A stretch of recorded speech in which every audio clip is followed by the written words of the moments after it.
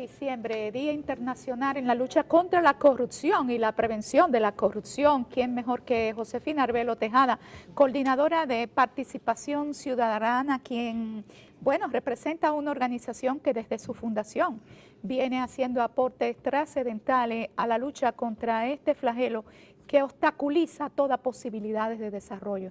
Bienvenida a Uno más Uno, Josefina, una vez más.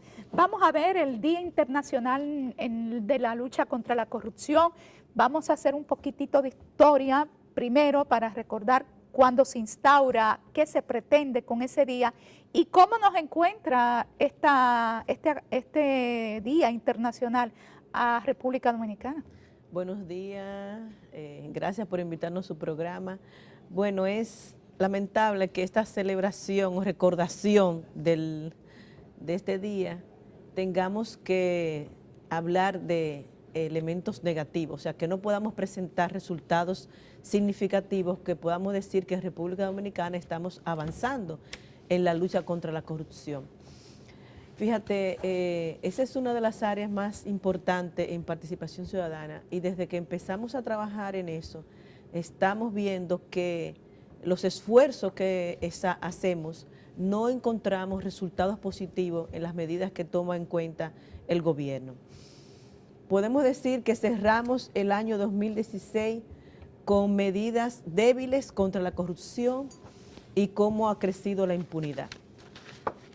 Fíjate, uno de los casos tú mencionabas que en estos días nos traen recuerdos de periodos anteriores. Por ejemplo, el caso de los tucanos. Aunque no es de esta época, no, se dio en un proceso durante el gobierno del presidente Leonel Fernández. Sin embargo, vuelve de nuevo porque precisamente países como Estados Unidos y Brasil nos recuerdan eso. Que nosotros olvidemos nuestros propios casos es muy lamentable. Además por el nuevo avioncito que nos dimos. Sí, porque ahora hay que comprar otro avión, ¿verdad? O ya se compró.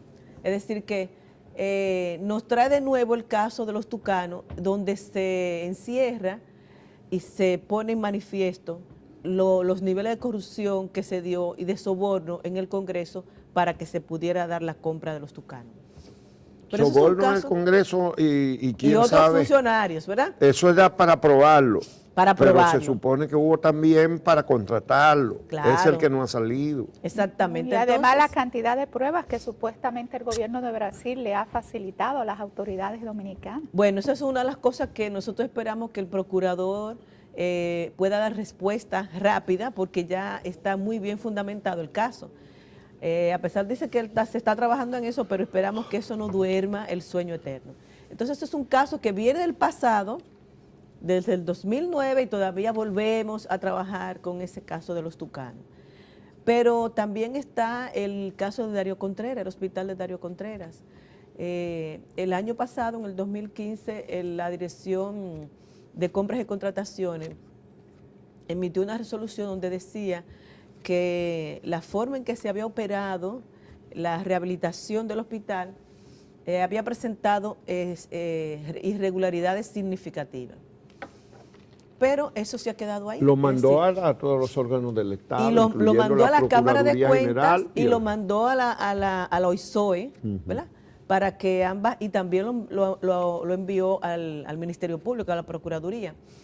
Entonces, la Cámara de Cuentas hace un reporte donde realmente ratifica todos los elementos que había estado denunciando la Dirección de Compras y Contrataciones. Fíjate que es un organismo del Estado quien hace la denuncia. No es ni siquiera la sociedad civil, que ya hacía tiempo que en el caso nuestro habíamos estado diciendo de las irregularidades que se estaban presentando en ese lugar. Sin embargo, eso también se ha quedado ahí. Es decir, no ha avanzado en ese proceso. Pero eso fue el año pasado, pero este año ahora, recientito, ahí está la compra de los equipos. Exactamente, está la compra de equipos. Pero por la misma OISOE.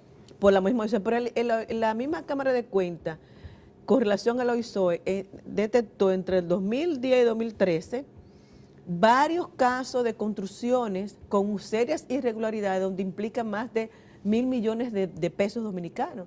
Es decir, la OISOE ha ido concentrando una serie de acciones con irregularidades, pero que no sale a la luz. Bueno, que lamentablemente trajo la muerte del arquitecto Rodríguez, José Rodríguez. Bueno, que tampoco se ha avanzado en sancionar a los responsables de esa extorsión que él denunció, dejó una carta. Pero además que el CODIA llevó 52 expedientes adicionales a la Procuraduría General sobre otros casos similares. No, y Josefina, y como en su oportunidad Cándido Mercedes denominó ese suicidio como un suicidio moral que sacudió a amplios sectores de la sociedad dominicana, que movilizó aquellas cadenas humanas que se mantuvieron desde finales de año. Sí, y no se logró absolutamente nada. Pero si vamos a hablar de lo que es este año, aquí tenemos las elecciones. En el proceso electoral se dieron denuncias, bueno, los informes de participación ciudadana presentaron, por ejemplo, en el caso del manejo de los recursos de la Junta Central Electoral. Primero la campaña, o sea, todavía no podemos decir cuánto se gastó en la campaña. En la campaña, en los 3 niveles, congresual, municipal y presidencial. Lo que nos dice a nosotros que es muy probable, aunque no lo podemos asegurar del todo, que se haya podido dar algún manejo de dinero ilícito. El mismo hecho de que el país no tenga control del dinero que manejan los partidos políticos en su campaña, eso pone en riesgo ese tipo de actividad. Y más en un país como el nuestro, que ya por aquí cruza demasiado dinero ilícito, aún no sea con el interés de quedarse en el país, pero una gran parte de ellos se queda. Entonces, pero además pero lo que se invirtió... Pero ni siquiera tenemos control del dinero que maneja la propia Junta Central Electoral, que se declaró por encima de las leyes. No solamente eso, sino que en la compra de los equipos, que al final tampoco tuvieron el resultado que se esperaba, porque muchos de ellos no funcionaron, otros llegaron tarde. Es decir, el costo de esos equipos eso ha sido evidenciado. Primero se compró a la compañía con una tarifa superior a otras compañías que le presentaron a la Junta Central Electoral cotizaciones que presentaban equipos de tanta calidad como los que ellos tenían. Sin embargo, se hicieron las compras en la compañía que tenía el valor, el precio más caro. Pero encima de eso, después de haber comprado esos equipos, hubo que agregarle otros equipos adicionales porque faltaban para que pudieran funcionar. Sin concursos, sin concursos, y exactamente como tú acabas de decir, que ni siquiera la Cámara de Cuentas lo puede auditar a ellos, porque ellos son independientes. Es decir, y ahora mismo ha estado sonando en las noticias cómo la Junta tiene una serie de deudas con suplidores que están esperando que concreten esos pagos. Es decir, hay una cuenta bastante significativa que no sé cómo se va a trabajar la nueva Junta Central Electoral con estas deudas, porque es bastante significativa. Es decir, que aún habían terminado el proceso, todavía quedan deudas pendientes en la Junta. En ese proceso también vimos cómo se manejó algunos presupuestos, por ejemplo, en educación, en los meses, vamos a decir, el primer cuatrenio de este año, donde la campaña electoral se da con mayor significación, cómo educación empezó a utilizar personas o nombró personas, como dicen ellos, temporal, ¿verdad? Un equipo de personas temporal, que superó su nómina en un 211%. Pero también pasó en la OISOE. La OISOE superó su nómina en un 677%. Y obras públicas en un 67%. Es decir, todo en ese periodo, porque sabemos que es la época más fuerte de la campaña. Y la misma obras públicas, en su proceso de trabajo, en esos primeros 4 meses gastó casi el 90% del presupuesto del año. Del año. Del año. O sea, que yo no sé cómo ellos han estado trabajando posterior a mayo, ¿verdad? Porque mayo es el 5º mes. Bueno, acuérdate de aquella frase de "me venció el Estado". Bueno, Participación Ciudadana, capítulo nacional de Transparencia Internacional. No hay un informe de Transparencia Internacional, no sería hoy que se va a dar a conocer, sobre la corrupción en el mundo. Sí, pero no nos ha llegado. No sabemos si van a cambiar la fecha. ¿Es a fin de año que lo dan a conocer? Pero sí, nosotros tenemos para hoy una presentación de un informe en el día de hoy, pero como capítulo dominicano, sobre lo que es la situación de la corrupción en República Dominicana, que hace el balance de las dos cosas, es decir, sigue creciendo la corrupción y sigue teniendo incidencia la impunidad, porque los casos que llegan, aún siendo denunciados y bien fundamentados, no terminan siendo, por ejemplo, ahí estamos los dos casos de Víctor Díaz Rúa y Félix Bautista, que en este año vuelven nuevamente a la famosa sentencia, ¿verdad?, de no al lugar. Ya que son casos que... Eso fue este año. Este año también, Víctor Díaz Rúa, sí, y... A principio de año. ¿Y el de Félix Bautista fue a principio de año o fue a finales del año pasado? Hola. Sí, bueno, a principio de año, pero el de Víctor Díaz Rúa fue ahora después de las elecciones. Sí, el de Víctor Díaz Rúa después. Después de las elecciones. Es decir que no tenemos muchas expectativas con relación a lo que es para el 2000. Vamos a ver si el 2017 la situación cambia. ¿Y a ustedes creen que sigue empeorando la corrupción y la impunidad, o que hay alguno insatisfacción con la forma en que se le ha combatido del Estado?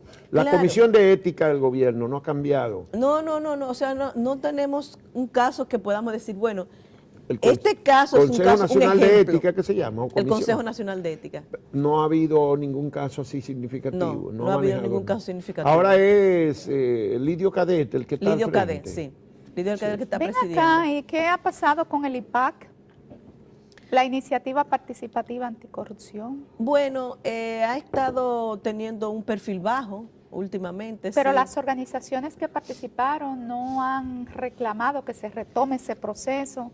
Bueno, nosotros en este caso, nosotros trabajamos en el foro, nosotros trabajamos una mesa que se llama la Mesa Anticorrupción o Mesa de Transparencia, y donde hay formado varios núcleos de trabajo en diferentes provincias del país. Y desde esas provincias, de esas mesas de trabajo, se ha estado trabajando en la continuidad, haciendo el observatorio en cada uno en su zona con relación a lo que es el seguimiento, ¿verdad?, a las acciones anticorrupción. Pero no ha habido, desde el IPAC ya como las organizaciones a nivel nacional, nosotros estamos trabajando desde el foro, pero no, el IPAC ha estado con un perfil bajo realmente, sí, pero nosotros no continuamos en nuestras acciones, ¿verdad? Es decir que, pero en estos días también, ahora con la famosa declaración jurada de bienes, que el presidente de la República le concede un tiempo, ¿verdad?, bueno, un plazo para que se presente. Pero luego ese plazo vuelve y se amplía cuando eso no está previsto en la ley. No, ellos tenían 30 días después de haber sido nombrado resultado electo, es decir, que tienen meses de atraso. Sí. Pero ustedes dan seguimiento a eso. Por ejemplo, ¿se puede establecer qué pasa con los funcionarios que salieron? ¿Hacen su declaración jurada a la salida de los cargos? Porque... Bueno, sí, Juan Bolívar, nosotros le hacemos monitoreo a eso, pero resulta que la gran mayoría de los funcionarios que salen, bueno, lo dijo la misma Cámara de Cuentas, lo dijo la presidenta, la doctora Liceló Marte, que al final del periodo habían 2.000 funcionarios que no habían llevado sus declaraciones. Pero además, ahí hay un elemento importante, no es simplemente llevar las declaraciones, es constatar que esas declaraciones son reales. Es decir, ¿cuál es el soporte de esas declaraciones? Porque yo puedo decir cualquier cosa, ¿verdad? Pero ¿es real lo que yo estoy declarando? ¿Vale? Es decir, el monto que se está plasmando en esa declaración entre bienes y dinero en efectivo es real. Es decir, la Cámara de Cuentas no ha hecho ese ejercicio. Bueno, el Diario Libre sacó una primicia muy buena que fue una infografía de la declaración jurada de bienes entrante y saliente del cargo de varios ministros, y hay ministros como por ejemplo Castillo Sabiñón, que declaró pérdidas millonarias, pero hay otros ministros que presentaron un incremento en su patrimonio espectacular. Espectacular, exactamente. ¿Desde participación se hace ese tipo de monitoreo? Sí, nosotros estamos trabajando. ¿Va a estar eso contenido en el informe?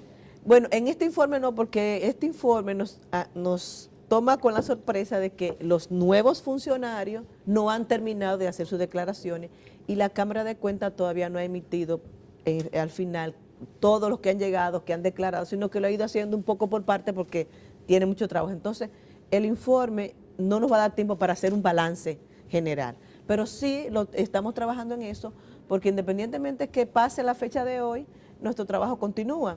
Es decir, que más adelante vamos a presentar un reporte y además estamos pidiéndole a la Cámara de Cuentas que hay que fiscalizar. Hay que proceder, porque dice doña Liceló que el reglamento de la ley obliga a que la Cámara de Cuentas, todo aquel que no ha rendido cuenta de su patrimonio, le mande un informe a la tesorería y la tesorería suspende el pago.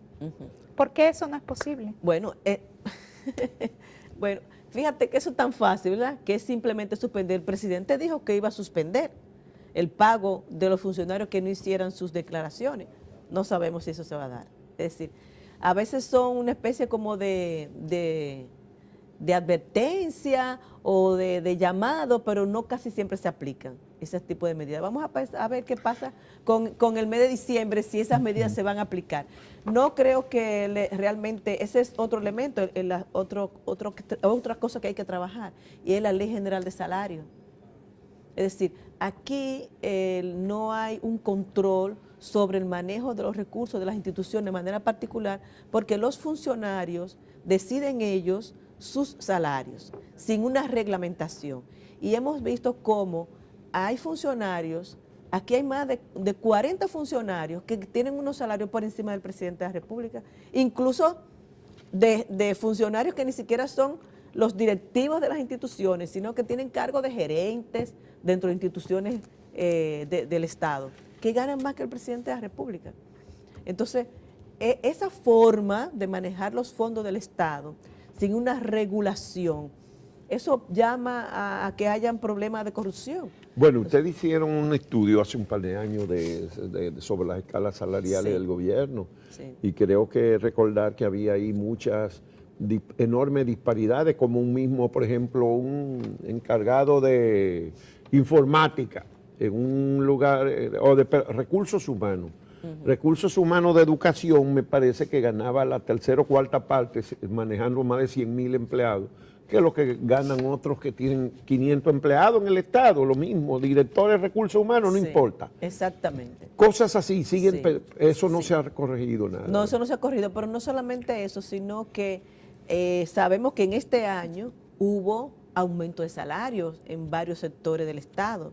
Es decir, vimos cómo la gente empezó a protestar cuando se dio cuenta que el Senado se había hecho un aumento de salario, pero cuando los senadores fueron cuestionados, dijeron, bueno, pero ya la Cámara de Cuentas hizo su aumento, y la Junta Central Electoral, y lo hizo el Tribunal Constitucional. Es decir, que lo que salió a la luz pública fue lo del Senado, pero ya anteriormente, en este mismo año, otras instituciones del Estado se habían hecho aumentos salariales.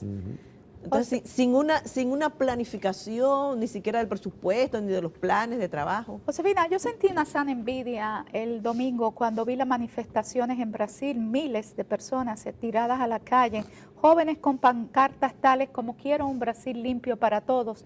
¿Qué es lo que pasa en República Dominicana? Que quienes hemos dedicado tantos años a la lucha contra la corrupción, no hemos llegado a impactar en que el ciudadano, que es parte de ese sistema clientelar del Estado, vea que puede recibir una canasta navideña ahora por un día, pero que el dinero que se ve en corrupción no le permite tener medicina, no le permite que cuando vaya a un hospital tenga atención médica.